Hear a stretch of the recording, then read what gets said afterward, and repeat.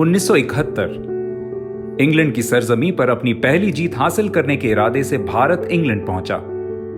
पहले 2 test draw रहे तो जीत और हार का फैसला ओवल में होने वाले तीसरे और आखिरी टेस्ट पर आकर टिक गया।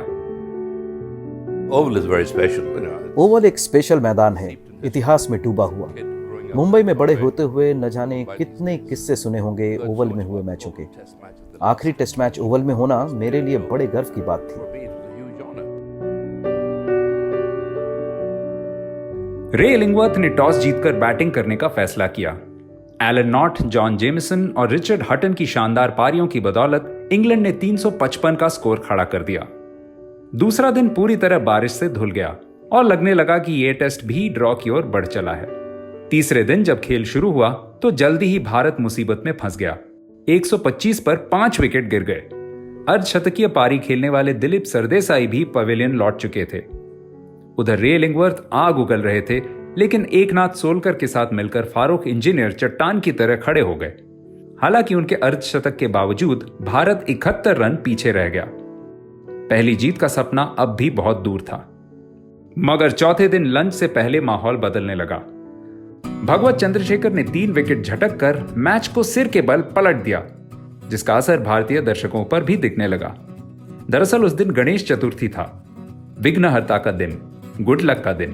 तो जोश में भरे भारतीय दर्शक चेसिंगटन चिड़ियाघर से एक हाथी उधार ले आए थे, जिसका नाम था बेला। बाउंड्री के बाहर मैदान के चारों ओर बेला को घुमाकर भारतीय फैंस ने गणेश चतुर्थी और टीम के प्रदर्शन दोनों की खुशियां मना ली। ओह, यकीन करना मुश्किल था। बेला के आने से पहले मैं सोच रहा था कि मैदान पर मैं ही सबसे लंबा चौड़ा हूं, मगर मुझे समझ नहीं आया ये किसके दिमाग की उपज थी और एक बार में एक आदमी के घुसने लायक चक्रद्वार से उसे अंदर कैसे ले आए। लंच ब्रेक के बाद भी चंद्रशेखर का कहर जारी रहा। चंद्रा ने 38 रन देकर 6 विकेट झटके और इंग्लैंड की दूसरी पारी मात्र 101 रनों पर सिमट गई। भारत को अब जीत के लिए चाहिए थे 173 रन, मगर भारतीय पारी एक बार फिर लुढ़क गई। 134 पर 5 विकेट गंवाने के बाद मामला फंस ही गया था, मगर गुंडप्पा विश्वनाथ के साथ मिलकर फारूक इंजीनियर फिर से अड़ गए।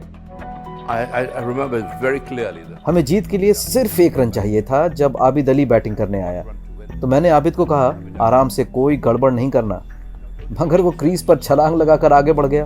बैट का टॉप एज लगकर गेंद स्लिप के ऊपर से बाउंड्री पार। गेंद तो दरअसल बाउंड्री तक पहुंच ही नहीं पाई, क्योंकि भारतीय फैंस का सैलाब तब तक घेरा तोड़कर पिच पर पहुंच चुका था। अगली चीज जो मुझे याद है कि दर्शकों ने हमें कंधों पर उठा लिया। ऐसा लगा जैसे अगले 2-2.5 घंटे में मैं गठरी बनकर खींचा जा रहा हूं, मगर वो सब कुछ अद्भुत था। अचरज की बात यह थी कि उस उत्सव के माहौल में एक शख्स नजर नहीं आ रहा था, और वो थे भारतीय कप्तान अजीत वाडेकर। आउट होने के बाद वो ड्रेसिंग रूम में चद्दर तान के सो चुके थे। इंग्लैंड टीम के मैनेजर को उन्हें उठाकर कहना पड़ा कि आपकी टीम ने इतिहास रच दिया है। जल्दी ही वो बालकनी में पहुंचे और अपनी टीम के साथ मिलकर उन्होंने फैंस का अभिवादन किया, उनके साथ खुशियां बांटी। आखिरकार इंग्लैंड की धरती पर यह भारत की पहली जीत थी।